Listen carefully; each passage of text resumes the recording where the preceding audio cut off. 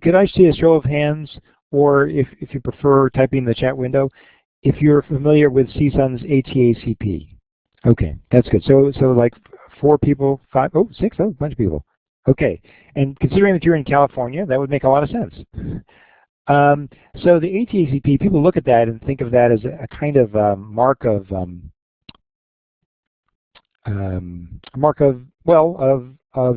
having achieved something, and it is if having completed the course.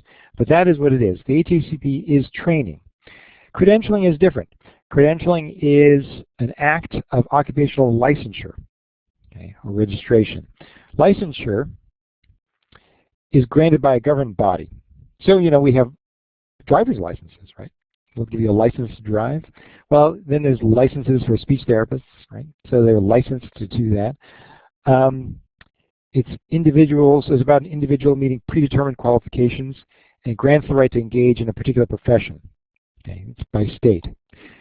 Certification, which is what the ATP is a process for non-governmental agencies, like nonprofits or associations, to validate people's qualifications and knowledge in a certain area, certain functional or clinical area. Registration, usually people think of registration as being on a list. You're registered. A list maintained by a government agency. Okay. So why do people get certification? Well, it's not required the way a license is.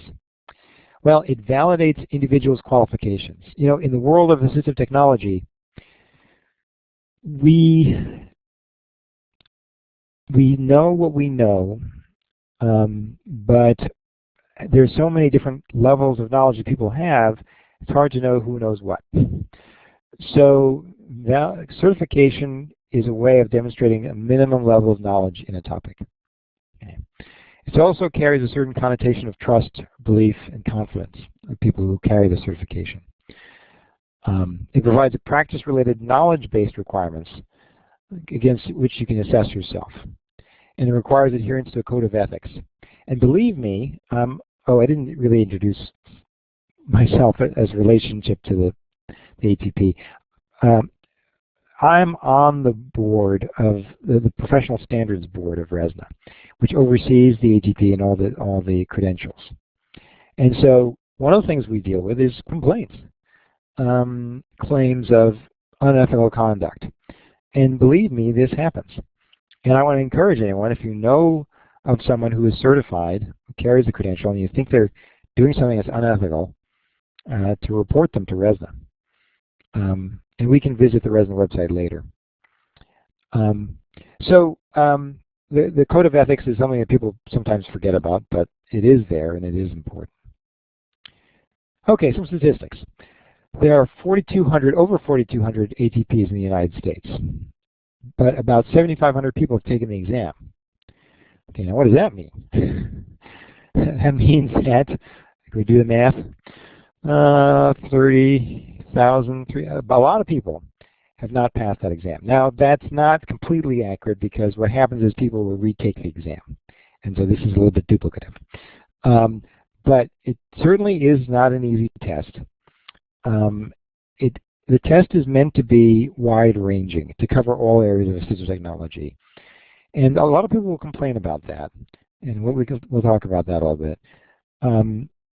If you work in seating and mobility, you think, well, I work with wheelchairs. What do I need to know anything about computers? You know, the view of RESNA, it's kind of a philosophy, is that you might be working in one area right now, but you will be working in different areas in your professional life. Also, all of the different kinds of technology that people use interact with each other.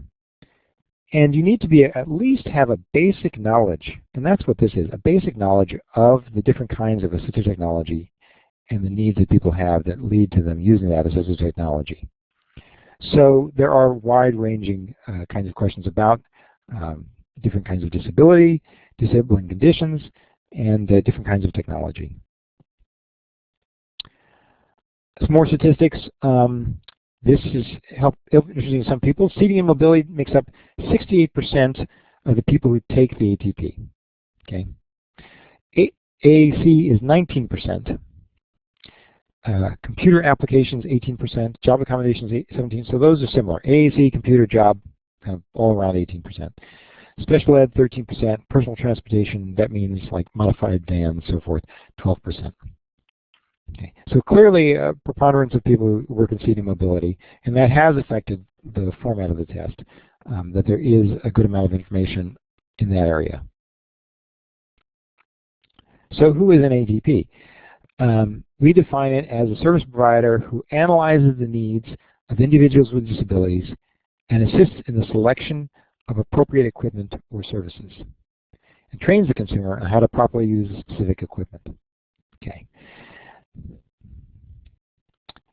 Now I want to mention that there are a couple of other kinds of certifications that we carry, that RESNA offers. One is the Rehab Engineering Technologist. This is for someone who is already an ATP and wants to specialize in technology in particular. So it's a specialty credential. Another specialty credential we have, which is newer, is the Seating Mobility Specialist, SMS. So this is someone who really wants to show specialty area in seating mobility. And considering the large number of people we had who specialized in that area, we said, you know, they really are interested in having something that sets them apart. Because, you know, we have people who take the ATP who work in school districts who don't do any seating and mobility, and yet they carry an ATP. So you can't say that they're specialists in seating mobility. But you have people who work in rehab hospitals and for durable medical equipment companies who take the SMS and show that they have a higher level of knowledge and experience in seating. Okay, you know, before I go on, let me just take a minute here and stop and ask for questions. Does anyone have any questions about the basic information that I posted about the ATP, about credentialing in general?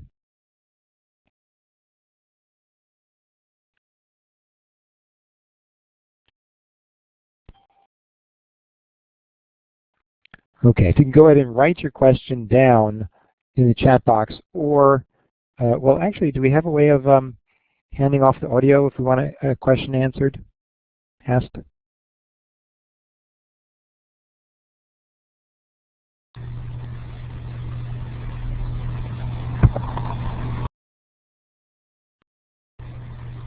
Is my microphone on?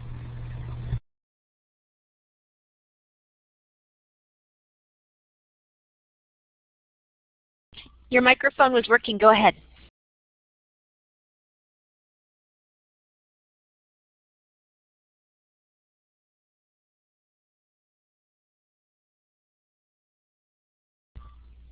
Heather, this is Kim. Are you there? Or you can go ahead and type it in the chat box.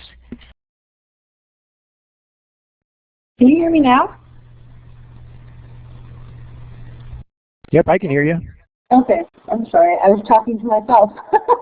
I was wondering about the seating mobility specialist. So if I already have my ATP certification, I then also have to get now the seating and mobility specialist certification if I wanted to do seating and positioning? That's a really good question. First of all, I should say that this is voluntary. These are voluntary certifications and not licensure, meaning that RESNA can't tell you what you can and can't do. It's really just a way of differentiating yourself from other people who provide services. So why would people get the SMS? It is for people who specialize in seating mobility. It's really because you want to demonstrate that you have higher qualifications than other people who have just have their ATP. Right, but that's why I took the ATP certification instead of the ATS certification.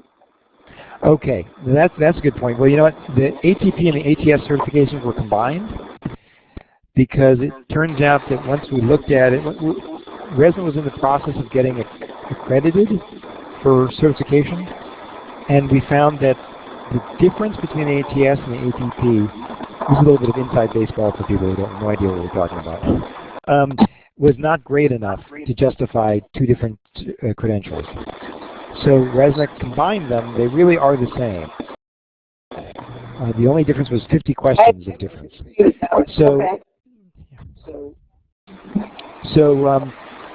the ATP is just a generalist credential, It certainly differentiates you from people who don't have anything, but the SMS credential is specifically for seating and mobility.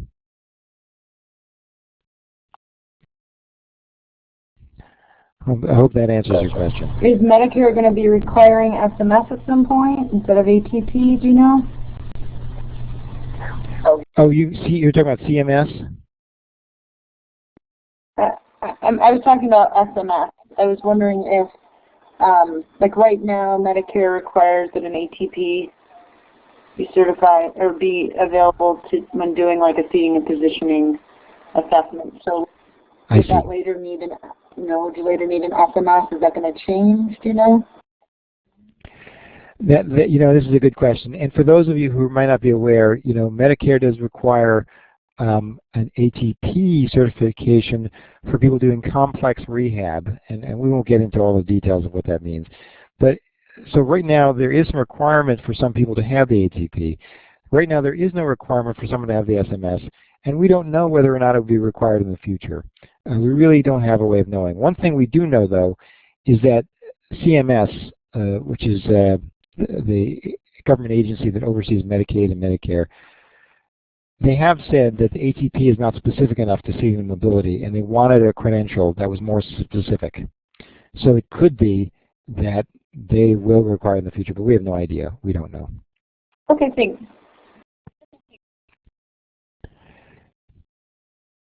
Now, I do want to talk about how even though the ATP does have a good amount of content questions about seating and mobility, there are other areas, definitely ask other kind of questions. For instance, augmented communication.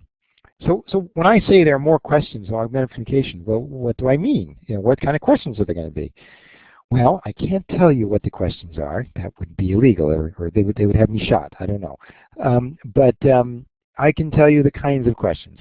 And this is not unusual information. And there's, when we give you guidance on the website, when we visit the website later, as to the kinds of information you can study, you'll find similar kinds of information in that there. So for instance, rules of conversation, the fact that augmented communication, it's not just telling people that I have to go to the bathroom, or I want French fries with that. That there's turn taking in conversations, which we're not having too much of here. Initiation, hey, how you doing? Or hi, can I get a table? Or, those kinds of communications. Interrupting. That interrupting is an important part of communication, which we're not allowing you to do right now. And keeping conversation going, just inserting comments. Oh yeah, that's a good idea.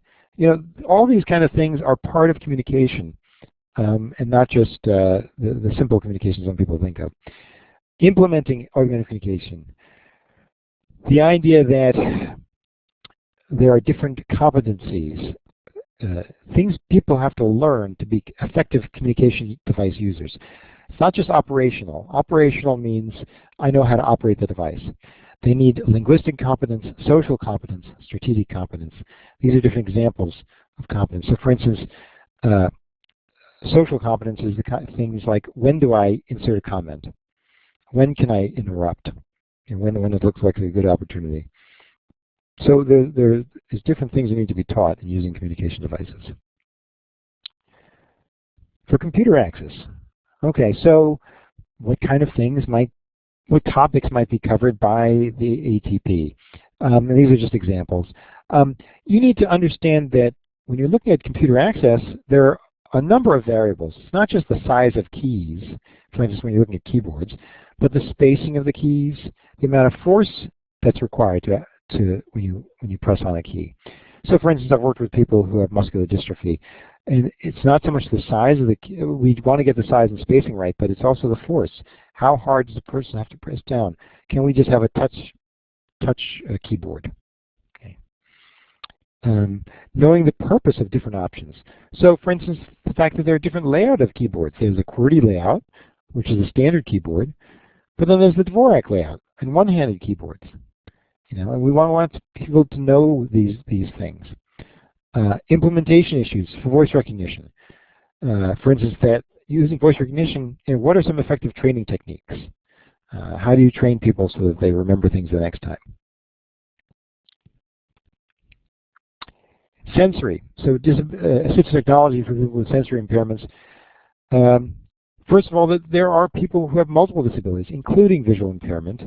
So it's not just people who are blind or visually impaired who might need something that reads things out loud, but people who are visually impaired and have other disabilities. Basic knowledge of the tools. You know that there are going to be, we expect you to know some basic things, that there are things like screen magnification and screen readers. To know the practical difference between sensory disability from birth and late onset. That there is a real practical difference between people who have grown up with a disability and, for instance, would have learned Braille from the start versus people who had late onset and what kind of technologies they might use. Technology for learning disabilities. You know, we've added content here. There are a good number of people in school districts, work in school districts, who want to be able to show that they have competence in assistive technology broadly. And we want to make sure that we include some of their specialty information. So, you know, make sure that people don't have common misperceptions of learning disability. You know, people with learning disabilities are not just broadly kind of a broad idea of cognitive disability. They have specific learning disabilities. They have a disability that affects their ability to read and write in very particular ways. Again, the people should know what the common tools used, for instance, for organization. What are some common tools that people might use to help them with organization if they have trouble being aware of time? And basic concepts and responsibilities of IDEA. So on the ATP, you're going to see questions, very basic questions, about all kinds of legislation that relates to assistive technology, including the ADA, IDEA, the Rehab Act, Section 508, all these kind of things. Again, you know, we want people to be broadly based. We want people to have an awareness of all these different things, including technology for people with learning disabilities and different legislation. Okay, so before I go on, does anyone have any questions about these particular areas that we covered? And you can either click on the button to or press Control F2 to turn on your mic, or you can type a question in the chat box.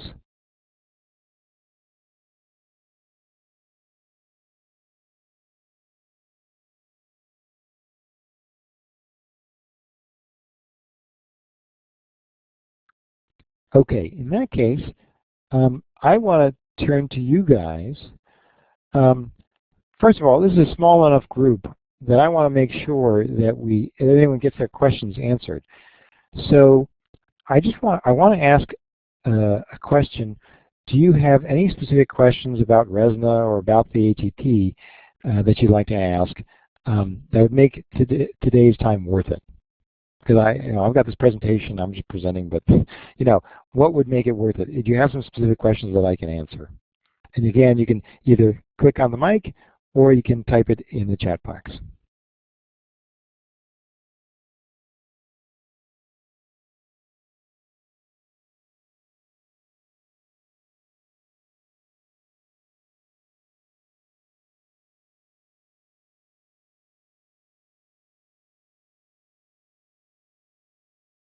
So somebody has, I see somebody has typed a question in the chat box. I'd like more information about what's going to be on the exam, like the info you just presented. Okay, that's great. Absolutely. We want, and here's something else. People who create exams like this and certain credentials like this, they want you to pass. We do want people to pass. we need to create an exam which is justifiable, which is really tied to jobs that people do, and every 5 years we do a job analysis. This is something that's required for anybody who has credentials like this, but we certainly want people to pass. What I'm going to do to talk about this is switch to the RESNA website. So I'm going to just type in a URL, and it should be coming up on your screens. It's the RESNA website. There is a tab near the top. Well, first let me just point out on the lower left, there's a button that says Find AT Certified Professionals. And if you click on that link, this is a way of searching for people who are certified. And if I click on Search Directory, oh, you know, that opened another window, so I bet you're not seeing that. I wonder if Kim, do you know if I click on a link and it opens in a new window, that doesn't show up for everyone, correct? What I see right now is the RESNA certification directory. Is that where we should be? Yeah, you know what? I see the issue. With Illuminate, if you click on something that opens in a new window, then you won't see it. Oh, I know what I can do. What if I get tricky? Because I'm a technology person, and I just enter the URL at the top.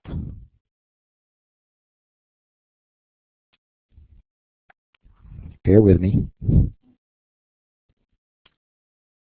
Okay. Now do you see find a certified AT professional? If someone could raise their hand. Yes, we see it. Okay. All right. Thank you. Sorry about that. Okay. So for instance, I would want to look for people in California.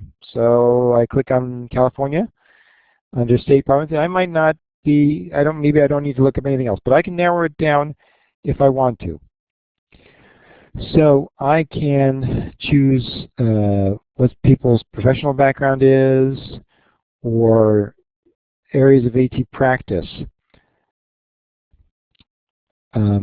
So I can choose different specialty things. Oops, sorry. Let's see. And so, for example, there will be things like vision. They specialize in serving people who are visually impaired. Recreation and leisure and sports, communication, computer applications, employment. But I'm just going to search in general. So if I click on search, what? Oh, that's not what I want. What do I do? I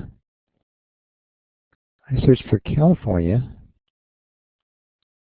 Did I accidentally highlight something I didn't mean to highlight? I'm sorry.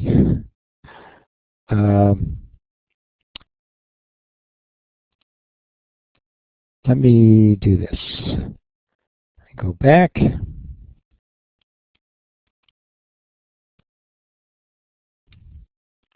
It's here. I'm only going to click on the state.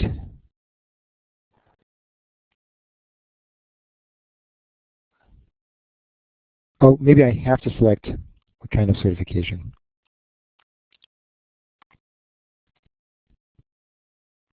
Okay, that makes more sense. So what you're seeing here is a list of people who have their ATP, who is current. We require recertification every 2 years. This is page 1 of 12.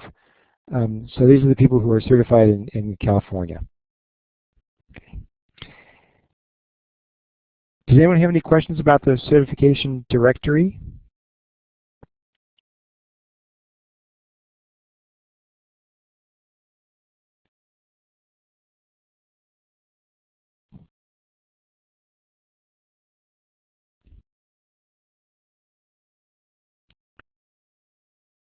Okay, then I just want to, as an FYI, say that this can be a useful link if you have on your state AT Act project website, if you have a list of AT professionals, but it's hard to keep it up to date.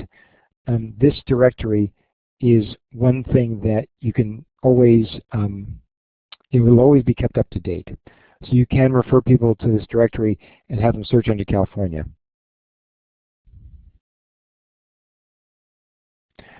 Okay, here's a comment. We got a question. One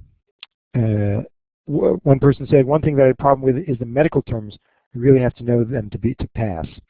And that's true. This is, I think this idea is that in order to provide assistive technology services, you have to understand the specifics of someone's disability. And so you have to, and this is, a point of view, some people might not agree, but you have to be able to read other people's reports, understand what they're saying, say the report from the speech therapist or from the occupational therapist or from an educator, or a neurological exam, in order to, figure out what kinds of assistive technology might be appropriate. So that's where that comes from. That's a good question. Does it assume you're some sort of therapist? No. I'm an engineer, for instance. A lot of people who have not a lot, I'd have to look at the percentages, but some percentage of us are engineers, have no clinical background whatsoever. But we studied. And plus, the ATP requires that you already have 2 years of experience. So there's a certain amount of experience you already have to have, and depending on where you worked, you had to get up and running. But it does absolutely have a certain amount of information or questions about medical conditions, and terminology. So let me go back to the website.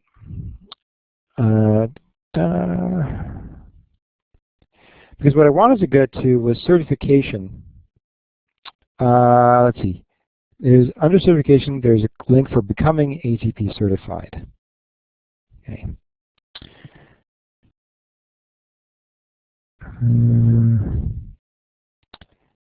And so if I scroll down here, there's information about the exam. So some things I'll point out.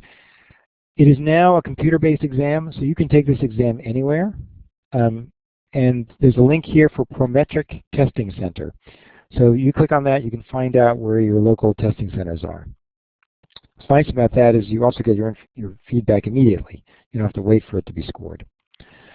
ATP exam outline. An ATP exam outline gives you an outline from which the questions are pulled. So when we pull together question writing committees, people who write the questions, they are writing questions under each of these sections. Okay. I think that if I click on that, it won't open up. Yeah, it doesn't open up in that one window. If you want, I'll put it this way. If you see a link you want to explore, go ahead and click on it. So on your own, you can click on ATP exam outline, and you can see it's a PDF file of the exam outline. Okay. So it should not be, anyone who's taking the exam, it should not be a mystery as to what's in the test in general terms, at least. Let's see. Anything else would be useful to you? There's another useful thing, the ATP exam readiness tool. You can click on that too if you want to see it. I don't think I can show it to you on this screen. But it basically gives you some questions that you can answer to score yourself. What areas do you think you need to study the most? And finally, there is an online practice exam. And the ATP practice exam is something that gives you a chance to actually practice the actual test questions, the same kind of questions.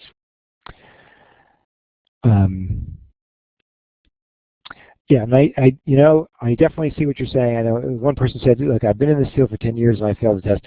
I have a staff person who has worked for me for several years, for probably at least 5 years before she took the test, and she failed. And she worked for me.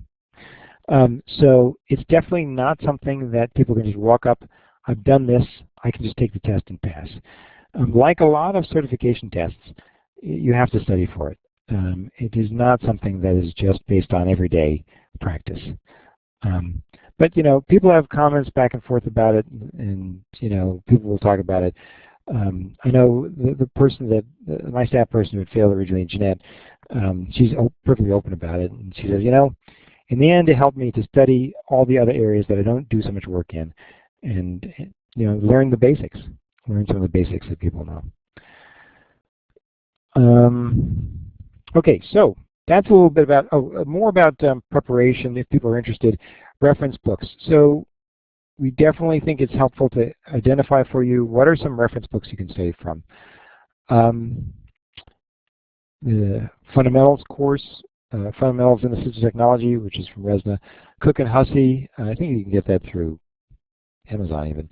But certainly RESNA sells any of these books too because they're central to the field. And there are people who actually create review courses.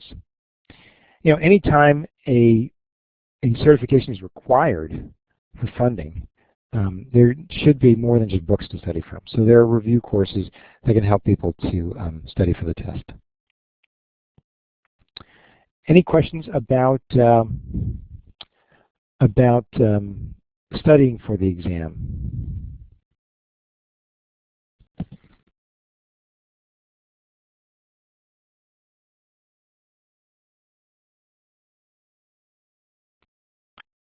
Okay, so if there are no questions about studying for the exam, let me just have a couple more topics I wanted to cover related to the ATP.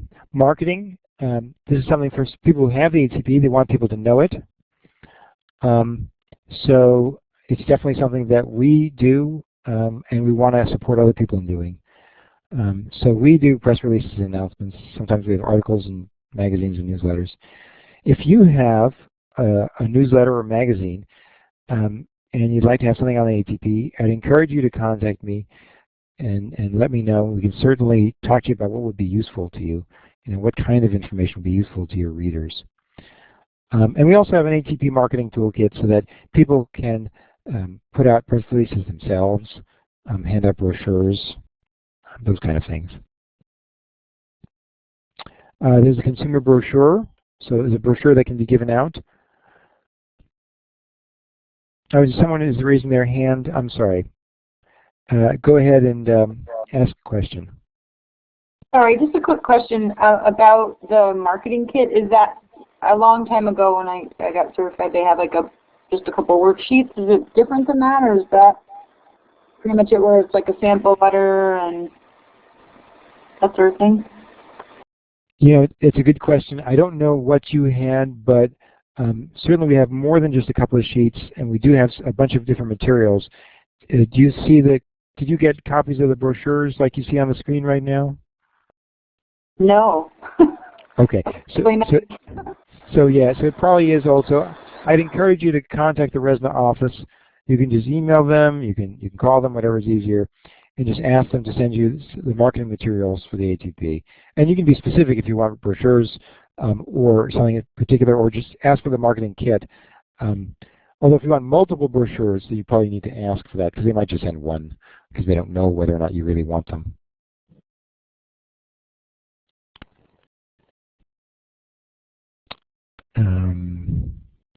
So we already talked about this. We had, in the past year, we had enhanced the search tool to make it more useful to people. This is where people could specify, I want someone who specializes in augmented communication. Before, it was you would just search for someone who had ATP. That's not very useful if you really want someone who just does job accommodations. Then you're going to get a listing of all kinds of people. And the last slide I had is really about how to reach us. If you want more information, of course there's a mailing address. Most people will use the website, or feel free to call RESNA too. I'll say again that I'm not an employee of RESNA. I'm a volunteer. We don't get paid. Those of us who write questions or are on the board, it's just something we do because we really believe in it, and we think that we want people to have the option to be able to show what they know and to be able to differentiate themselves from other people. But if you have any follow-up questions, I want you to feel free. I didn't put my email address on here. I'll type it in the chat box. That's good.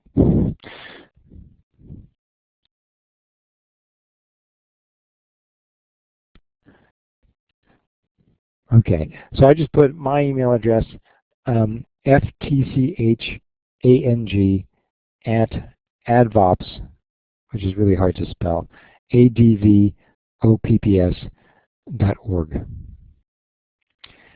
Does anyone else have any other questions about RESNA as an association or about the ATP?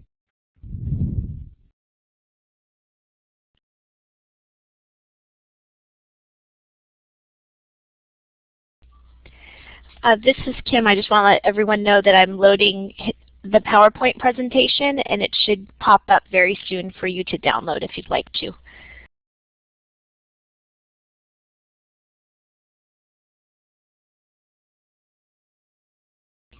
Are there any other questions for Fred today? Oh, I saw one from a person. Is there a university course that you can take to prep for the exam? You know, that's an excellent question. Let's see. Can I go back to the website for a second? Because of the different exam courses we listed, I don't know. The only one I can think of, oh, here it is, University of Pittsburgh online course. Okay, now I don't know anything about their course. I've not taken it, but it is a university, and they do have a RESNA exam review course, so it has an actual review course. So you guys can check it out yourselves and you know, see what makes sense for you.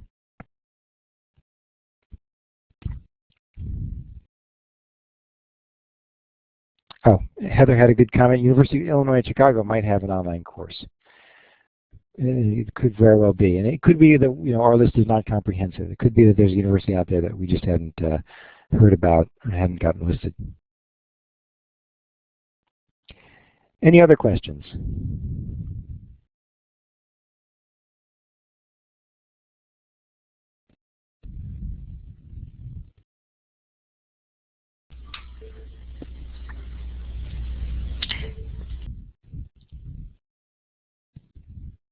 Well, if there are no other questions, I think that's pretty much what I had to talk about.